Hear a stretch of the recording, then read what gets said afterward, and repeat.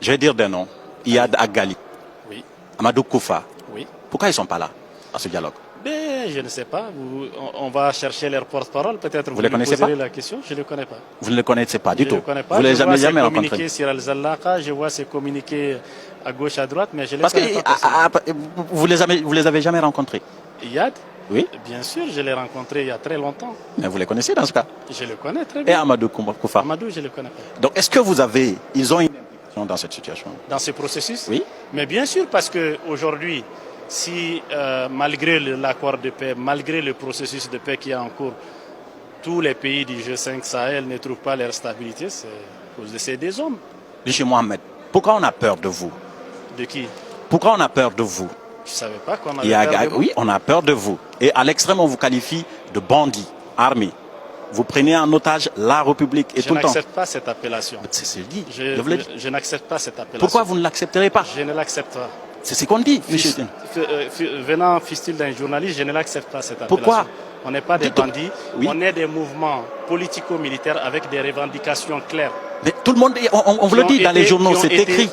Les journaux, on s'en fout de ce que disent les journaux. Parce que je vais Donc vous vous dire vous en une foutez de ce que je dis? chose. Non, quand tu me qualifies de bandit. Non, je ne vous qualifie pas. J'ai Si. dit qu'on a peur de vous. Non, Ça ne veut on pas n'a dire que peur de moi j'ai sinon peur de vous. On n'a pas peur de moi, sinon vous ne seriez pas allé me chercher dans la salle. Mais justement, c'est pourquoi je vous dis. Mais vous voyez, en journalisme, on parle pour d'autres personnes. Donc on est obligé de répéter. Je pense que plus sérieusement, vous ne l'êtes pas du tout. Il y a beaucoup de Et désinformation. vous ne méritez pas qu'on vous appelle On ainsi. ne mérite pas qu'on nous appelle ainsi. Pour qui connaît notre zone, c'est-à-dire le nord du Mali, tout le monde s'accorde à dire que c'est une zone qui est en retard, à tout point de vue sur le reste du Mali. Et donc, nous, en tant que fils de cette zone, on s'était dit qu'à un moment donné, les revendications politiques ne marchaient plus. Il fallait passer à une autre étape. Si c'était une erreur, ça a été fait. Si c'est une bonne chose, ça a été fait de toutes les façons. Aujourd'hui, ça a eu comment je vais dire, Pour résultat? Pour résultat, cet accord qui consacre quand même un futur, Inch'Allah, développement. Des hommes sont morts. De ces zones, des hommes sont morts. Beaucoup d'hommes sont morts. Des hommes sont morts. Parfois des innocents, des hommes des enfants. sont morts, paix à leurs âmes.